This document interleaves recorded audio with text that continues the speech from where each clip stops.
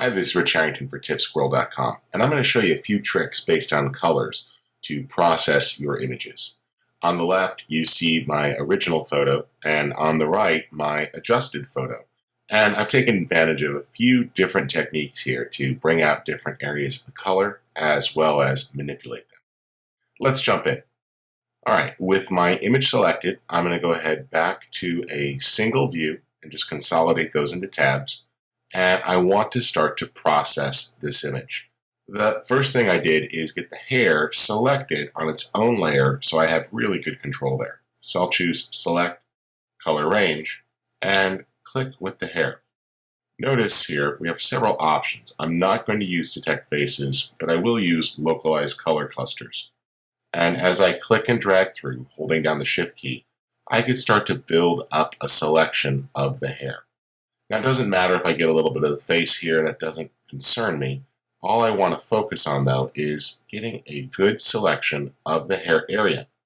If I pick up some area that I don't want, I can remove that as well. And using things like range here make it very easy to better target the selected zones. All right, a few shift clicks is doing that. I can click on the image or the mask itself. And I'm very happy with how efficient the color range tool is at building a selection. That looks good. Let's Option or Alt click to subtract a little bit of the neck in there. I'll do the same on the face and fuzzy that a little bit more. Looks good. And click OK. That creates an initial selection. I could then choose Select, Refine Edge, and I'll use the Smart Radius option and adjust that. And you see that it analyzes the edges and does a pretty good job of pulling those out. Now, with my paintbrush, I can go ahead and paint to refine. You'll see that the brush is selected here, and I've got the Refine Radius tool. This allows me to paint the edge, and when I let go, it'll reanalyze that and does a good job on that hair. There we go. Looks good. A little too much there, so I'll just undo a step and use a smaller brush on that edge. I'm just trying to pick up the hair there at the very fringe and have it reprocess that analysis. All right, that looks good. And let's output that to a new layer with a layer mask. And I will choose the Decontaminate Color option to remove some of the background of the coat from that and click OK. All right, that quickly processes, makes a new layer. And I'm just going to put a solid back there for a moment so it's easier to see things. I'll put a color that I'm not using, and I'll make it really easy to see what's happening. All right, that looks good. I've got the mask selected. I've got the hair and some of the shadows there. And with my paintbrush, I can paint on areas that I want to remove from the mask. Now, painting with white is adding. Flip that over to black, and I can subtract. And that just allows me to go in and remove some of the stray pixels, like her eyebrow hair that was similar in color, or her cheeks. With her red hair there, we did have some overlap. And I'll just take out this area of the coat as well. And it's looking pretty good.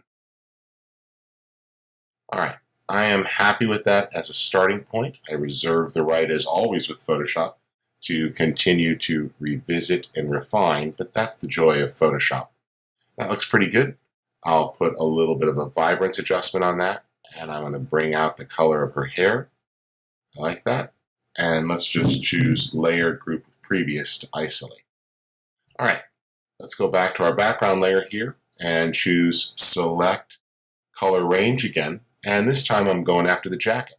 So making the selection there is working well. And I am using the Localize Color Clusters here because I don't want to get the blue wall behind her. So a few clicks in key spots on that jacket will start to recognize the major areas of that jacket. And I'm going for the blue. All right. It's a little tough here around her hair, but the tool itself is very efficient. So a couple of clicks does a nice job of picking that up. There we go. Pretty good. Let's play with the fuzziness there and the range. And just about there. To remove from the selection, hold down the Option or Alt key, and you can click on the areas you don't want, like the back of the wall there that got picked up. The Shift key will add, or just normally clicking will do it as well. But that seems just about right.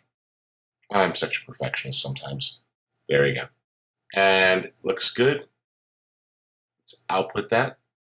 And this time, I'm going to add a hue saturation adjustment, but not before I choose Select, Refine Edge, and really look at that. The Smart Radius does a great job. I can adjust that there. And the good news is I've got the hair on its own layer, so I'm not too worried, but notice what a great selection it made there. I can shift that edge in a little bit to erode it, but I don't want to go too far. I think it looks pretty dang good.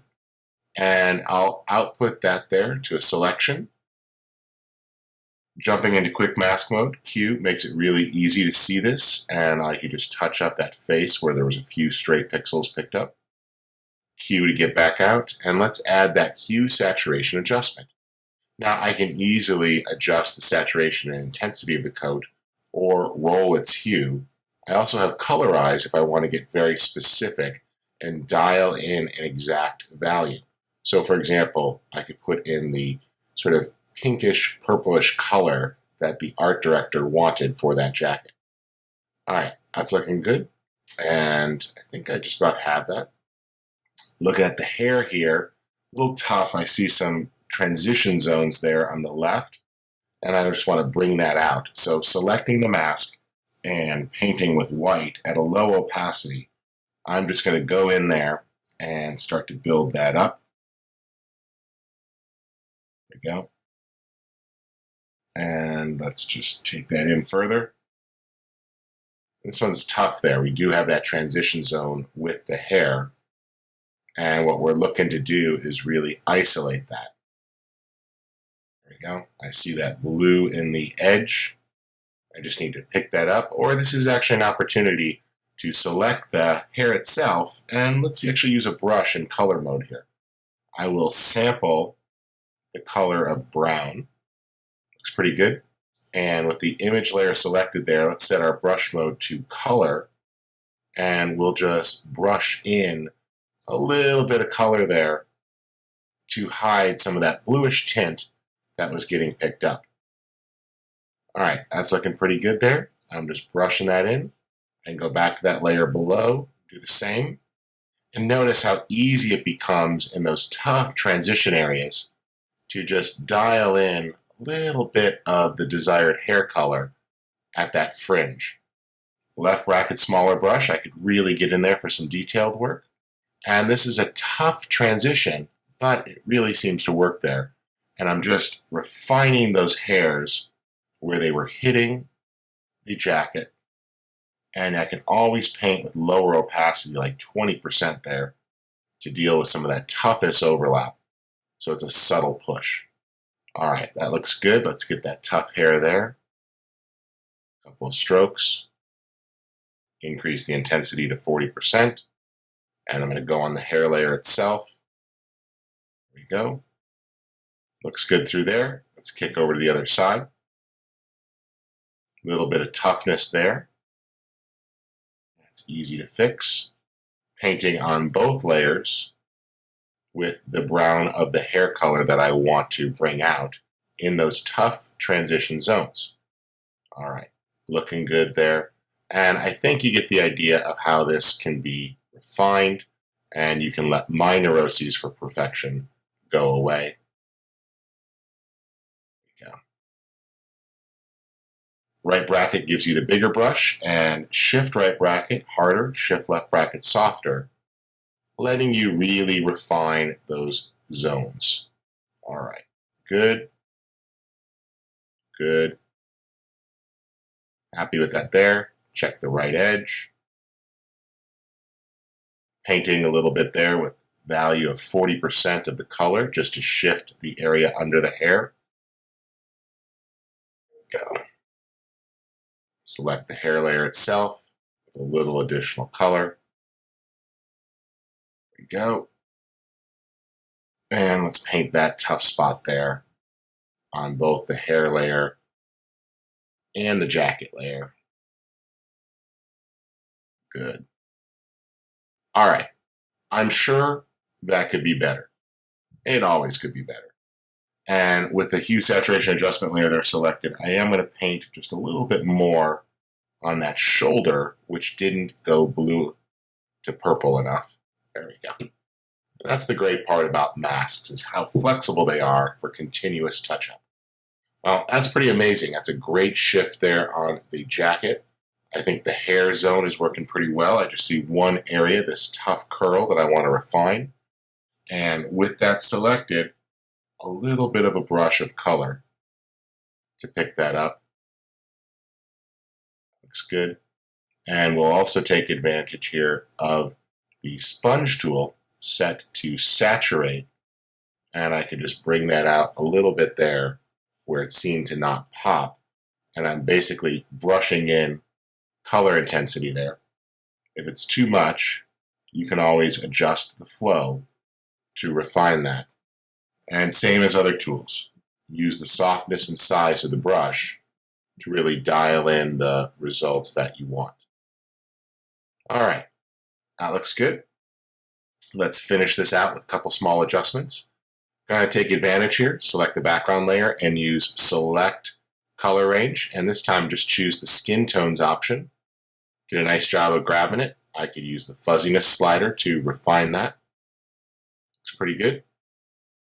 And once I got a base selection, Hue for quick mask. Makes it easy, and I could touch up any skin tones that were missing. Go there to 100% and select the regular brush tool. There we go.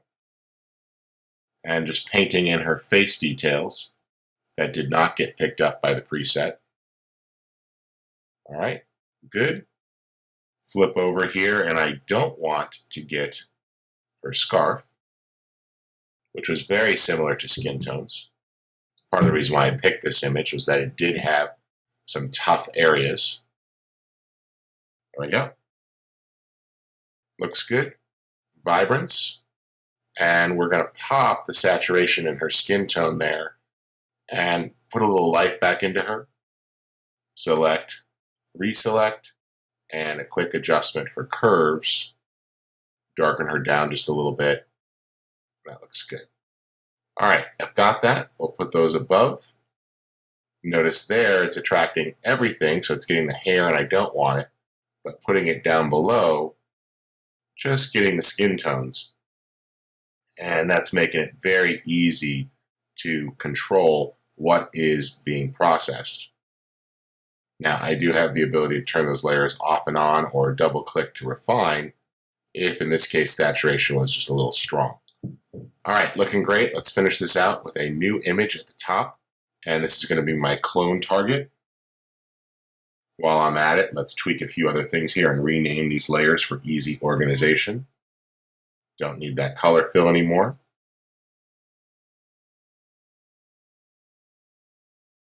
There we go. And on this clone layer, I'll select the clone stamp tool and choose sample all layers. This makes it very easy to now clone to the destination layer. And if I need to, I can easily erase that or come back after the fact and make an improvement because it's on its own layer. So for example, if I get too close to the edge of the hair up top, it becomes very simple to just grab the eraser tool. There we go, I got a little too close. With the eraser tool, I can just get in there and refine that and bring it back.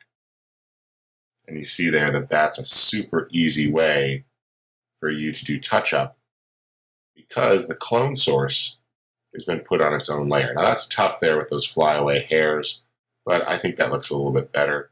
Let's just refine that, lower opacity.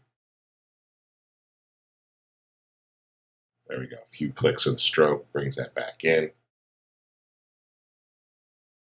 get a couple of those hairs back, and that's looking pretty good. Now, this is just for the core concepts. As a retouch, I could spend a long time fixing this. I think that's good. And we have a small blemish over here. Option click to set my source point, line it up, and brush it in. And the defection is gone. All right, overall, pretty good. Lots of other little things you could do, but nothing too major. Remember, a lot of the tools do have that sample all layers option.